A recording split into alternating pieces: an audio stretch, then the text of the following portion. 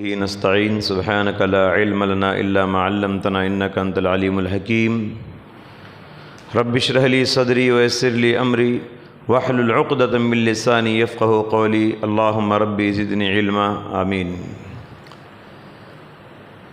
سیرت صحابہ کا مبارک سلسلہ شروع رمضان سے ہی آپ سماعت فرما رہے ہیں۔ آج میں جس صحابی کی سوانح حیات لے کر آپ کے حاضر خدمت ہوں، عشرہ مبشرہ میں سے ایک ہیں وہ، یعنی طلحہ بن عبید اللہ رضی اللہ عنہ۔ قریشی صحابی تھے یہ، ابو محمد ان کی کنیت تھی،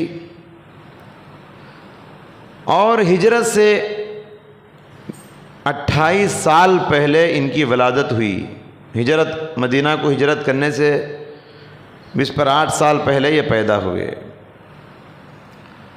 کیسے مسلمان ہوئے، اسلام کیسے قبول کیے، یہ خود بیان کرتے ہیں۔ ایک مرتبہ تجارت کے سلسلے میں بصرہ گئے ہوئے تھے۔ بصرہ الگ ہے، بصرہ الگ ہے۔ بصرہ یہ پرانا شہر ہے، یہ بصرہ اور کوفہ یہ بعد کے شہر ہیں۔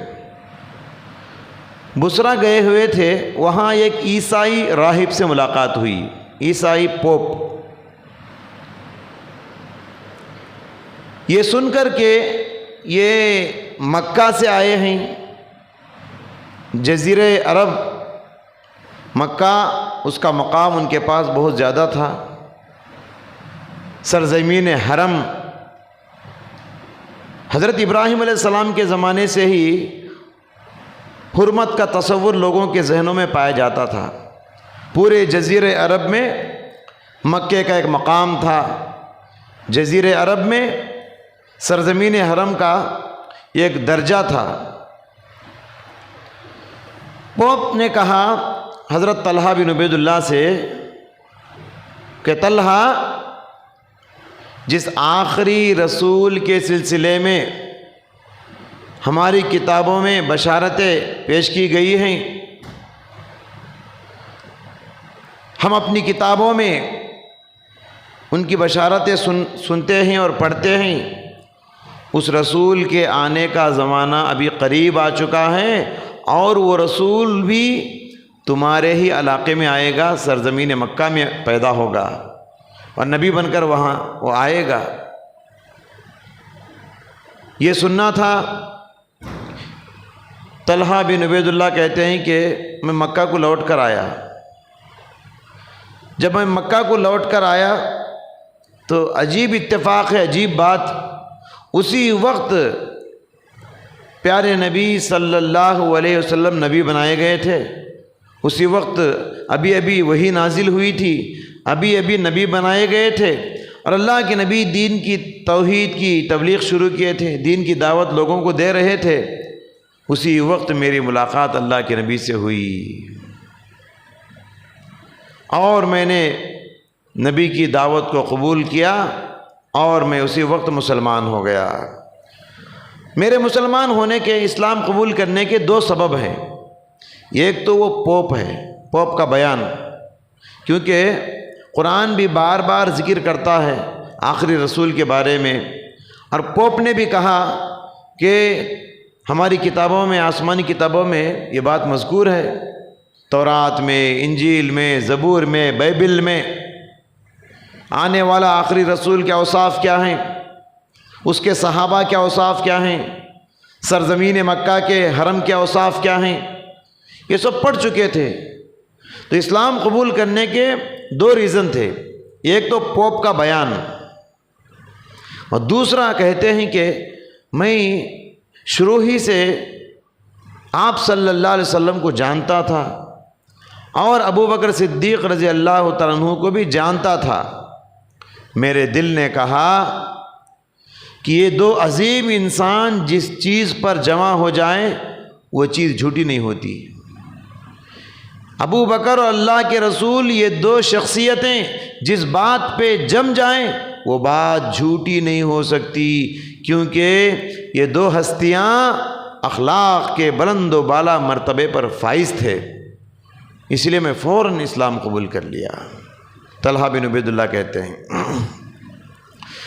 حضرت طلحہ رضی اللہ تعالیٰ عنہ جنگ بدر میں شریک نہیں ہو سکے، کیونکہ یہ جنگ اچانک ہوئی تھی۔ پیارے نبی صلی اللہ علیہ وسلم نے سنا کہ مشرکین مکہ کا تجارتی قافلہ مدینے سے گزر رہا ہے، تو اس کا پیچھا کرنے کے لیے گئے، تو اچانک جنگ کی صورت میں بدل گئی۔ تو اس وقت بدر کے موقع پر طلحہ بن عبید اللہ رضی اللہ عنہ تجارت کے سلسلے میں ملک شام گئے ہوئے تھے۔ جب وہ ملک شام سے واپس آئے، جنگ بدر ختم ہو چکی تھی، بہت تکلیف کا اظہار کیے، بہت افسوس کا اظہار کیے، اللہ کے نبی میں بدری صحابی نہیں بن سکا، جنگ بدر میں میں شامل نہیں ہو سکا، کیونکہ بدر کے دن اللہ تعالیٰ آسمان سے جھانک کر اعلان کیا تھا، اعملوا ما شئتم قد غفرت لکم، اے بدریوں آج کے بعد سے جو کرنا ہے کر لو، اس لیے کہ میں نے تمہارے سارے گناہ معاف کر دیے ہیں۔ یہ فضیلت تھی بدری صحابہ کی۔ تو حضرت طلحہ بن عبید اللہ کو حسرت تھی، تکلیف تھی، افسوس تھا کہ میں اس میں شامل نہیں ہو سکا۔ اسی لیے اللہ کے نبی صلی اللہ علیہ وسلم ان کے جذبے کو دیکھ کر، ان کی حسرت کو دیکھ کر، جنگ بدر کا جو مال تھا، مال غنیمت جو بدری صحابہ میں تقسیم کیے نا، اس میں سے ایک حصہ طلحہ کو بھی دے دیے، کیونکہ طلحہ کی نیت سچی تھی۔ نیت پر انسان کو اجر مل جاتا ہے۔ بدری صحابہ ان کی نیت بھی سچی تھی اور جنگ میں بھی وہ شریک ہوئے، اجر پائے۔ یہ صرف نیت ان کی سچی تھی، بدر میں شامل نہیں ہوئے، شامل نہ ہونے کے باوجود بدری صحابہ کا ثواب ان کو مل گیا سچی نیت کی وجہ سے۔ اسی لیے بدری صحابہ کو جو مال غنیمت اللہ کے نبی تقسیم کیے، اس میں کا ایک حصہ طلحہ بن عبید اللہ کو بھی اللہ کے نبی دیے۔ ان کی ایک اور منقبت، ان کی ایک اور فضیلت یہ ہے، جنگ احد میں ان کے بڑے کارنامے ہیں۔ کیونکہ آپ جانتے ہیں جنگ بدر میں آپ کو معلوم ہے مشرکین مکہ نے اللہ کے نبی صلی اللہ علیہ وسلم کو شہید کرنے کا عزم کر لیا تھا۔ یہ ہدف بنا کے آئے تھے کہ اس جنگ میں نبی کو ختم کر دینا ہے، نعوذ باللہ۔ اس وقت اللہ کے نبی صلی اللہ علیہ وسلم کی حفاظت کرنے میں سب سے زیادہ پیش اور بہادری دکھانے والے طلحہ بن عبید اللہ رضی اللہ تعالیٰ عنہ ہیں، کیونکہ نبی صلی اللہ علیہ وسلم کو چاروں طرف سے تیر آ رہے تھے۔ طلحہ بن عبید اللہ نبی کے سامنے جا کر کھڑے ہو گئے، آنے والے ہر تیر کو اپنے سینے میں لیتے تھے، آنے والے ہر تیر کو اپنے ہاتھوں پہ لیتے تھے۔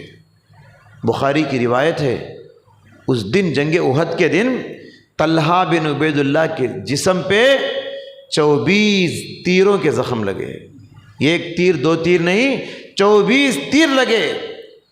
24 تیر لگے تو انسان کیسے زخموں سے چور چور ہو جاتا ہے، آپ اندازہ لگائیں، سینوں میں تیر، ہاتھوں میں تیر۔ اور بخاری کی روایت میں یہ بھی ہے، اس دن ان کا سیدھا ہاتھ شل ہو گیا، ان کا رائٹ ہینڈ فیل ہو گیا، مطلب پوری طرح بیکار ہو گیا۔ صرف ایک بایاں ہاتھ ان کا کام کرتا تھا، سیدھا ہاتھ کام نہیں کرتا تھا۔ ان کے اسی جذبے کو، اسی ایثار و قربانی کو دیکھ کر پیارے نبی صلی اللہ علیہ وسلم نے فرمایا، قد اوجب، طلحہ نے آج جنت واجب کر لی، طلحہ نے آج اپنے اوپر جنت کو واجب کر لی، ضروری کر لی۔ اللہ اکبر۔ حضرت طلحہ بن عبید اللہ بڑے سخی انسان تھے، بڑے دل والے انسان تھے، اس کو فیاض کہا جاتا ہے۔ ان کا دل بہت کشادہ تھا، ان کا سینہ، ان کا ظرف بہت بڑا تھا۔ ویسے تو غریبوں میں، مسکینوں میں سب کی مدد کرتے تھے، لیکن خاص کر ان کی جو مدد ہوتی تھی نا، وہ قرض داروں میں۔ قرض کا درد یہ محسوس کرتے تھے. قرض کتنی بڑی تکلیف ہے، یہ کتنی بڑی بات ہے، قرض کا درد کیا ہوتا ہے یہ جانتے تھے. اس لیے قرض دار کو دیکھتے تکلیف میں ہیں، آگے بڑھ کے اپنا پیسہ دے کے اس کا قرض چکاتے تھے، اس کے قرض کے بوجھ کو ہلکا کرتے تھے اپنے جیب کا پیسہ دے کے. جتنے لوگ قرض دار ہیں ان کے قرضوں کو پیسہ دیتے تھے. یہ ان کی بہت بڑی بات ہے. ان کے اسی لیے اللہ کے نبی صلی اللہ علیہ وسلم روایت میں آتا ہے کہ بہت سارے القاب ان کو دیے. ایک مرتبہ فرمایا طلحۃ الفیاض، ایک مرتبہ فرمایا طلحۃ الخیر، ایک مرتبہ فرمایا طلحۃ الجود. طرح مختلف اوقات میں اللہ کے نبی صلی اللہ علیہ وسلم موقع کے لحاظ سے الگ الگ الفاظ میں الگ الگ القاب اور ٹائٹل دیے. یعنی یہ وہ طلحہ ہیں جو بڑے سخی ہیں، یہ وہ طلحہ ہیں جو بڑے فیاض ہیں، یہ وہ طلحہ ہیں جو خیر کا دروازہ ہیں، خیر کا سر چشمہ ہیں. اس طرح ان کی تعریف کر کے اللہ کے نبی نے طلحہ کو بہت سراہا. حضرت علی رضی اللہ تعالیٰ عنہ کے دور میں جنگ جمل اور جنگ صفیل کے جو حالات بن گئے، جنگ جمل میں حضرت علی ایک طرف تھے، ان کے ساتھ کچھ مسلمان تھے، اور ان کے مقابلے میں اپوزیشن پارٹی میں حضرت عائشہ تھی، اور حضرت عائشہ کے ساتھ دو صحابہ تھے، ان میں سے ایک نمایاں نام طلحہ بن عبید اللہ کا بھی ہے. طلحہ بن عبید اللہ ان کے ساتھ تھے. لڑائی کے دوران حضرت طلحہ رضی اللہ تعالیٰ عنہ کو ایک تیر آ کے لگی، اسی میں وہ شہید ہو گئے، اسی جنگ میں، جنگ جمل میں. اور یہ بات میں پہلے بھی بتا چکا ہوں، صحابہ آمنے سامنے جو ہو گئے، صحابہ میں جو ناچاکیاں ہو گئی، جو جنگ ہوئی، یہ صحابہ لڑے نہیں بلکہ لڑائے گئے. عبداللہ بن سبا کی ذہنیت کی وجہ سے، منافقوں کی سازشوں کی وجہ سے، اور مسلمانوں کی آپسی کچھ غلط فہمیوں کی وجہ سے صحابہ کا آمنا سامنا ہو گیا.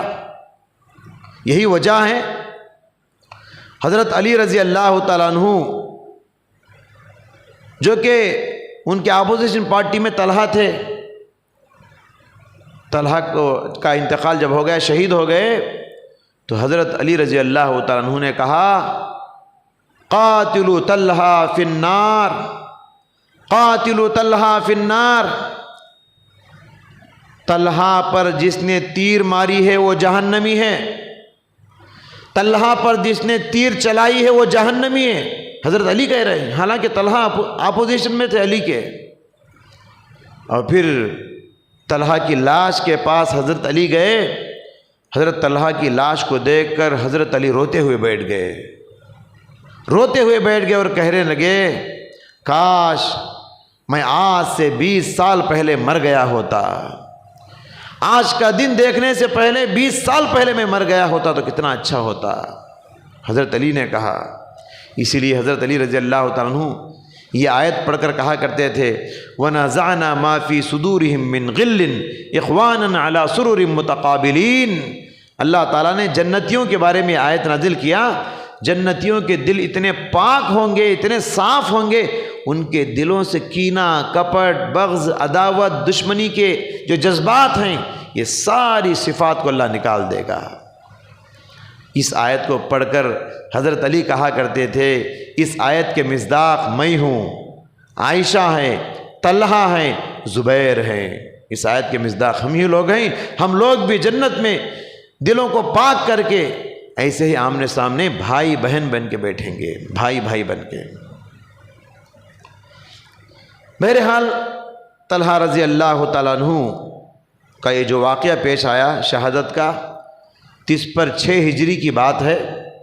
اس وقت حضرت طلحہ کی عمر 60 پر 2 سال ہے، 62 سال ہے. ان کی سیرت کے سلسلے میں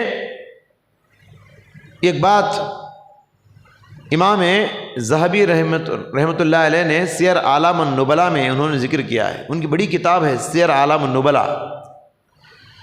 پہلی صدی سے لے کر 8ویں صدی تک 800 سال میں جتنے بڑے لوگ پیدا ہوئے اس میں انہوں نے لکھا ہے اس کتاب میں، صحابہ، تابعین، تبع تابعین، محدثین، ائمہ، فقہاء، علماء، زہاد، عباد، اتقیاء، اولیاء، شہداء، جتنے بھی بڑے لوگ گزرے ہیں سب کی سوانح حیات، سب کی لائف ہسٹری حضرت امام ذہبی رحمۃ اللہ علیہ نے اپنی کتاب سیر اعلام النبلاء میں ذکر کیا ہے۔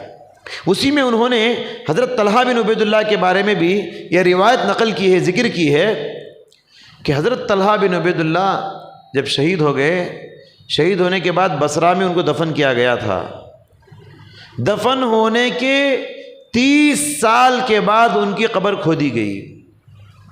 تدفین کے 30 سال بعد ان کی قبر کھودی گئی تو کیا دیکھتے ہیں، جب 30 سال پہلے جب دفن کیا گیا تھا لاش جیسے کہ ویسی تازی ہے۔